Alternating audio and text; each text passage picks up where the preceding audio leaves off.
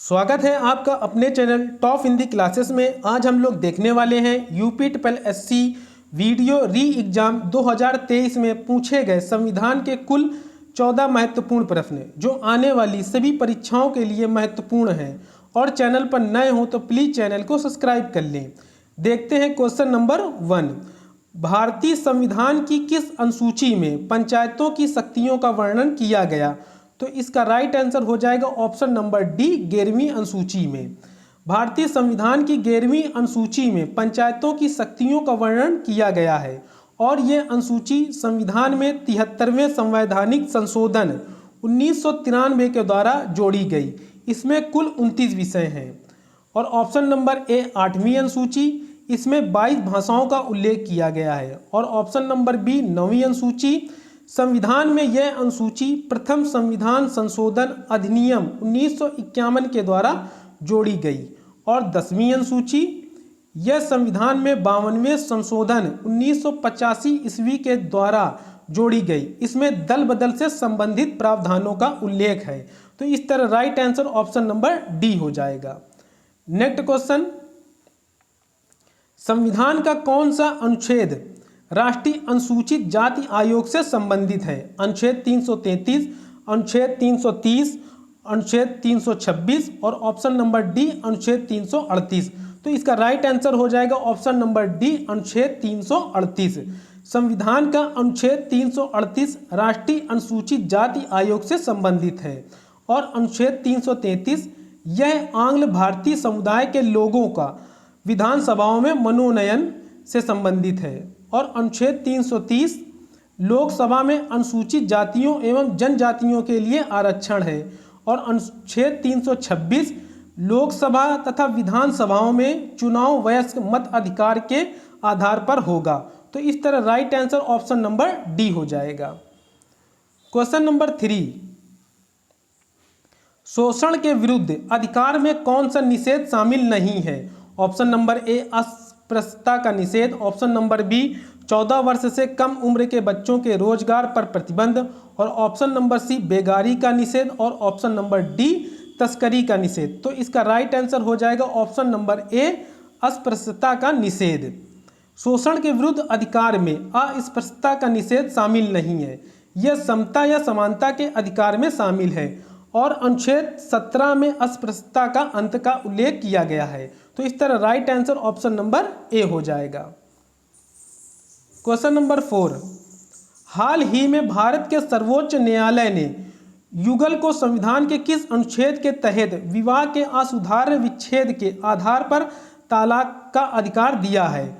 तो इसका right answer हो जाएगा ऑप्शन नंबर डी 142(1).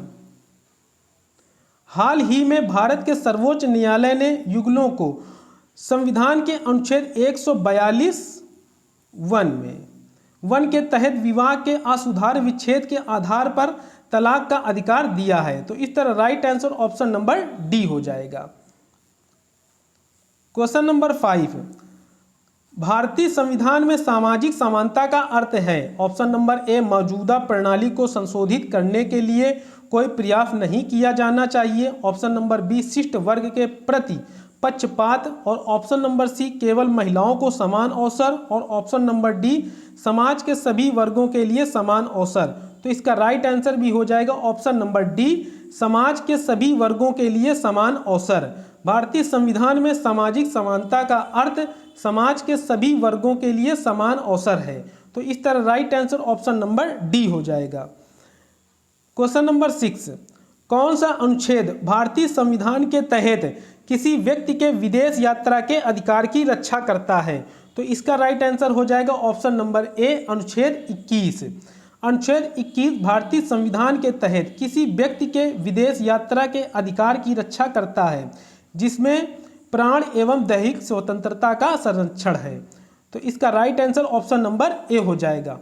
और अनुच्छेद 9 की बात की जाए, संविधान का अनुच्छेद 9 कहता है कि कोई भी व्यक्ति जिसने 26 जनवरी 1950 से पहले किसी दूसरे देश की नागरिकता हासिल कर ली वह अनुच्छेद 5, 6 और 8 के तहत भारत का नागरिक नहीं हो सकता है। और अनुच्छेद 15 इसमें धर्म, नस्ल, जाति, लिंग या जन्म के आधार पर भेदभाव का निषेध है और अनुच्छेद 18 इसमें उपाधियों का अंत है। तो इसका right answer option number A हो जाएगा। नेक्स्ट क्वेश्चन, मूल भारतीय संविधान निम्नलिखित में से किसके द्वारा हस्तलिखित था? बाला साहेब गंगाधर खेर, प्रेम बिहारी नारायण रायजादा, और option number C doctor BR Ambedkar, और option number D Vijaya Lakshmi Pandit. तो इसका राइट आंसर हो जाएगा option number B Prem Bihari Narayan Raizada. तो इसका right answer option number B हो जाएगा। नेक्स्ट क्वेश्चन,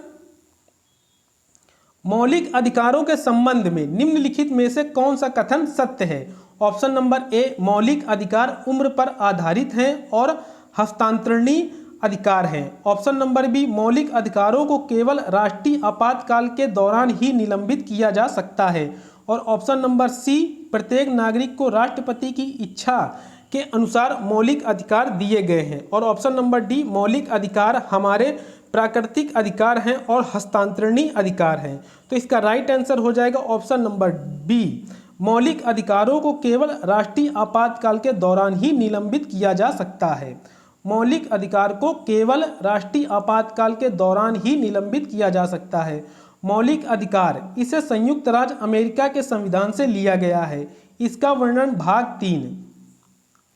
3 में अनुच्छेद 12 से 35 में किया गया है। संविधान के भाग 3 को मैग्ना कार्टा कहा जाता है। इसे मूल अधिकारों का जन्मदाता भी कहा जाता है।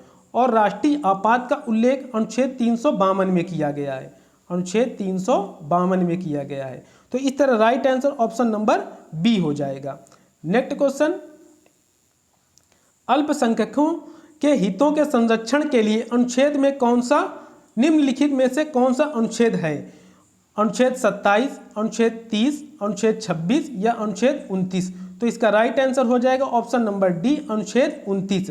अल्पसंख्यकों के हितों के संरक्षण के लिए अनुच्छेद 29 है। और अनुच्छेद 27 राज्य किसी भी व्यक्ति को ऐसे कर देने के लिए बाध्य नहीं कर सकता है जिसकी आय किसी विशेष धर्म अथवा धार्मिक संप्रदाय की उन्नति या पोषण में व्यय करने के लिए विशेष रूप से निश्चित की गई है। और अनुच्छेद 30 शिक्षा संस्थानों की स्थापना और प्रशासन करने का अल्पसंख्यक वर्गों का अधिकार। और अनुच्छेद 26 धार्मिक कार्यों के प्रबंध की स्वतंत्रता। तो इसका राइट आंसर हो जाएगा ऑप्शन नंबर डी अनुच्छेद 29। अल्पसंख्यकों के हितों के संरक्षण के लिए अनुच्छेद 29 है। तो इसका right answer option number B हो जाएगा। क्वेश्चन नंबर 10,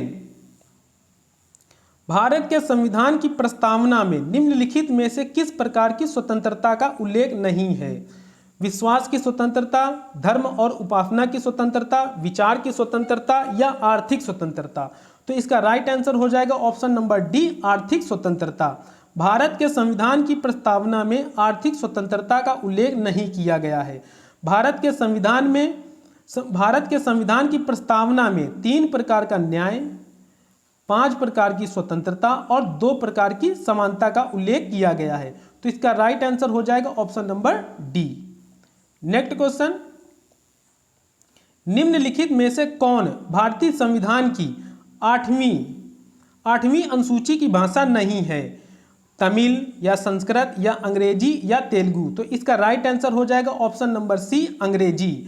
अंग्रेजी भाषा भारतीय संविधान की 8वीं अनुसूची की भाषा नहीं है। 8वीं अनुसूची में 22 भाषाओं का उल्लेख किया गया है। 21वां संशोधन 1967 में सिंधी को और 71वां संशोधन 1922 में नेपाली, मणिपुरी, कोंकणी को और 92वां संशोधन 2023 में मैथिली, संथाली, डोंगरी, बोडो को जोड़ा गया है। तो इस तरह right answer option number C हो जाएगा।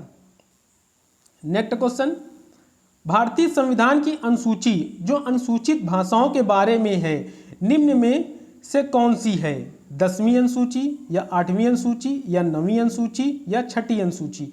तो इसका राइट आंसर हो जाएगा ऑप्शन नंबर बी 8वीं अनुसूची। भारतीय संविधान की 8वीं अनुसूची जो अनुसूचित भाषाओं के बारे में है। तो इसका right answer option number B हो जाएगा। नेक्स्ट क्वेश्चन, संविधान के निम्न में से किस अनुच्छेद के तहत भारत के किसी भी राज्य में राष्ट्रपति शासन लागू किया जाता है? तो इसका राइट आंसर हो जाएगा ऑप्शन नंबर सी अनुच्छेद 356। अनुच्छेद 356 के तहत राष्ट्रपति किसी भी राज्य में राष्ट्रपति शासन लागू कर सकता है। और अनुच्छेद 326 लोकसभा तथा विधानसभाओं में चुनाव वयस्क मत अधिकार के आधार पर होगा। और अनुच्छेद 370 यह जम्मू कश्मीर से संबंधित है। तो इसका right answer option number C हो जाएगा। नेक्स्ट क्वेश्चन, और ये वीडियो का लास्ट प्रश्न है, निम्नलिखित में से कौन से आदर्श हैं जिन्हें राज्य को नीतियां बनाते समय ध्यान में रखना चाहिए? तो इसका राइट आंसर हो जाएगा ऑप्शन नंबर बी, राजनीति के निर्देशक सिद्धांत। राजनीति के निर्देशक सिद्धांत जिन्हें राज्य को नीतियां बनाते समय ध्यान में रखना चाहिए। राज्य के नीति निर्देशक सिद्धांत का वर्णन संविधान के भाग 4 में अनुच्छेद 36 से 51 में किया गया है। इसकी प्रेरणा आयरलैंड के संविधान से मिली है। तो इसका राइट आंसर हो जाएगा ऑप्शन नंबर बी हो जाएगा। वीडियो अच्छा लगा हो तो प्लीज़ चैनल को सब्सक्राइब और लाइक कर लें। मिलते हैं नेक्स्ट वीडियो में। Thanks for watching.